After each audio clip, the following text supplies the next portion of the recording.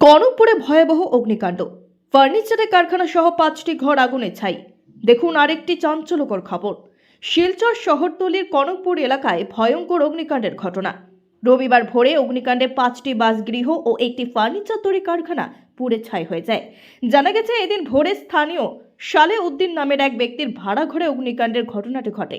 মুহূর্তের মধ্যে আগুন আশপাশে ছড়িয়ে পড়ে। স্থানীয়রা জানান, প্রথমে ফার্নিচার তৈরি কারখানার পেছন দিক থেকে আগুন দেখতে পান। দেখতে দেখতে 5টি ঘরে আগুন ছড়িয়ে পড়ে। স্থানীয় লোকেরা নদী এবং পুকুর থেকে জল এনে আগুন নেভানোর চেষ্টা করলেও ব্যর্থ হন। স্থানীয়রা ক্ষোভের সুরে জানান, আগুন লাগার পর বেশ কয়েকবার রাঙ্গিরখাড়ি পুলিশ ফাঁড়িতে ফোন করার পরও কোনো সাড়া পাননি। এরপর বাধ্য হয়ে দুই যুবককে বাইকে পুলিশের ফাঁড়িতে পাঠিয়ে আগুনের খবর দেন। খবর পেয়ে অগ্নি নির্বাপক বাহিনী ইঞ্জিন নিয়ে পৌঁছালেও এর আগেই আগুনে 5টি ঘরের এবং ফার্নিচার দোকানের সমস্ত কিছু ছারখার হয়ে যায়। এই ভয়াবহ অগ্নিকাণ্ড 5টি পরিবারের সমস্ত নথিপত্র সহ ঘরে থাকা সামগ্রী ভস্মীভূত হয়ে যায়। এছাড়া পারুল আহমেদ নামে এক ব্যক্তির ফার্নিচারের দোকানে সব সামগ্রী পুড়ে যায়। এই অগ্নিকাণ্ডে প্রায় 20 লক্ষ টাকার মতো ক্ষতি হয়েছে বলে জানান স্থানীয়রা।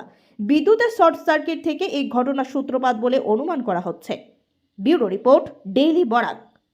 আর একটু একটু অন্ধকার, তখন আগুন লাগছে কনকপুর ফেরিঘাট একটা ফার্নিচারের দোকানও, তাকে ব্যাক সাইডটাই লাগিয়া অনেক বড় আকার ধারণ করছে। আমরা বারবার বিদ্যুৎ বিভাগকে ফোন করছি, তারা ফোন উঠাইছে না।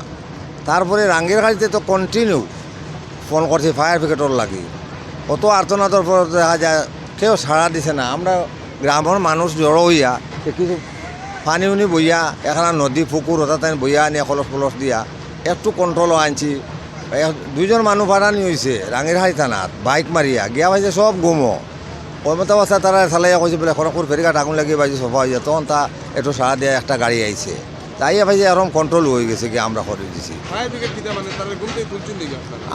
আমরা নিজে আমার মানুষ ফাটাইয়া বাইক দিয়া গিয়া হে চালাইয়া রাঙ্গিরখাড়ি থানাত কইছে। আমি ও কথা কইতাম চাইছি, যেটা গড়ছে তো গটিও গেছে, কিন্তু অদূর ভবিষ্যতে যাতে আমি এসপি মহোদয়ের কইয়ার থানা মানুষ যদি ঘুমো থাকে অত বড় শিলচর শহরের মতো জায়গার তারা নিরাপদ অবস্থায় ঘুমার, আর মানুষও তো তার ডোর লক করে দিছে, তে তো এখানেও থাকা না থাকা সমান কথা হয়ে গেছে। অত প্রতিষ্ঠান তৈয়া কীভাবে তারা ঘুমাইলো অত সময়, এরপরে কোনো সাড়া শব্দ নাই, ফোনেরও কোনো সাড়া দিছে না।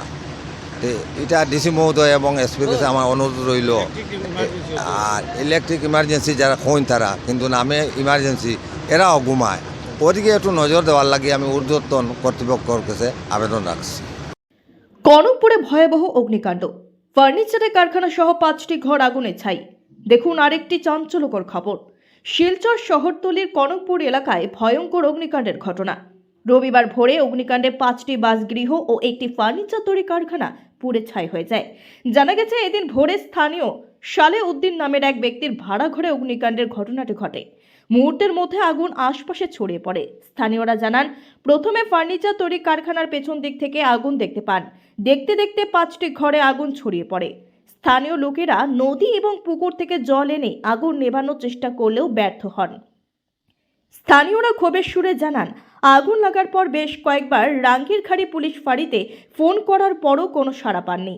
এরপর বাধ্য হয়ে দুই যুবককে বাইকে পুলিশের ফাঁড়িতে পাঠিয়ে আগুনের খবর দেন।